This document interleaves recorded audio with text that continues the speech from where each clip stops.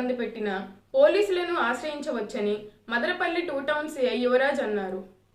తల్లిదండ్రులపై కుమారుడే ఘోరంగా దాడి చేసిన ఘటన మదనపల్లెలో ఆదివారం వెలుగు చూసిన విషయం తెలిసిందే. ఈ క్రమంలో బాధితులను మదనపల్లె ఆసుపత్రిలో 2 టౌన్ సిఐ యువరాజు పరామర్శించారు. దాడికి గల కారణాలు తెలుసుకున్నారు. నీరుగట్టు వారిపల్లె అయోధ్య నగర్లో ఉంటున్న వెంకట రమణారెడ్డి లక్ష్మమ్మపై కుమారుడు శ్రీనివాసులు రెడ్డి భూ పంపిణీ విషయమై దాడి చేశాడు. లోతుగా విచారణ చేస్తున్నట్లు పోలీసులు తెలిపారు.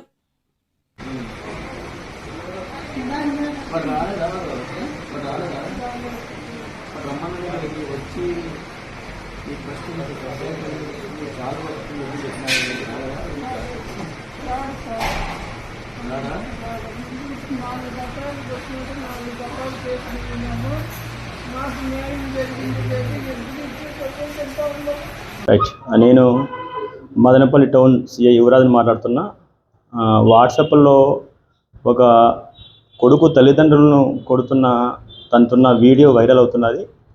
దానిపైన మదనపల్లి టౌన్లో అయోధ్య నగర్ ఏరియాలో లక్ష్మమ్మ వెంకటరమణారెడ్డి అని వాళ్ళ భార్యాభర్తలు, వాళ్ళ కొడుకు శ్రీనివాసరెడ్డి. అందులో వాళ్ళు నిన్న లక్ష్మమ్మ అనే ఆమె ఇచ్చిన ఫిర్యాదు మేరకు నిన్ననే దానిపైన కేసు నమోదు చేయడం అనేది, అందులో ప్రాపర్టీ దానికి సంబంధించి సరిగా పంచలేదని చెప్పి ఆ విధంగా కొడుకు తల్లిదండ్రులు కొడుతున్నాడు. వాళ్ళ ఇద్దరు కొడుకులు వాళ్ళకు మనోహర్ రెడ్డి అండ్ శ్రీనివాసరెడ్డి అని. ఈ శ్రీనివాసరెడ్డి వాడు చిన్న కొడుకు, వాడు నాకు సరిగా పంచలేదని ఉద్దేశంతో కొడుతున్నాడు.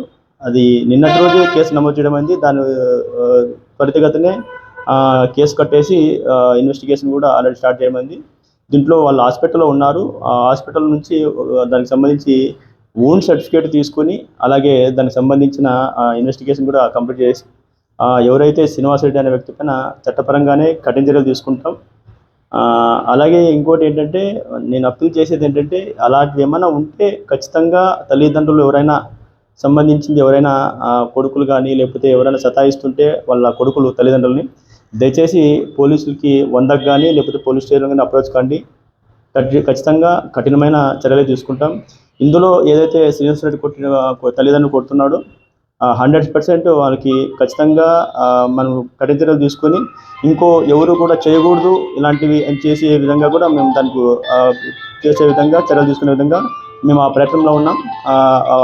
హాస్పిటల్ నుంచి వచ్చే ఓన్ సర్టిఫికేట్ తీసుకుని దానిపైన చర్యలు తీసుకుంటాం.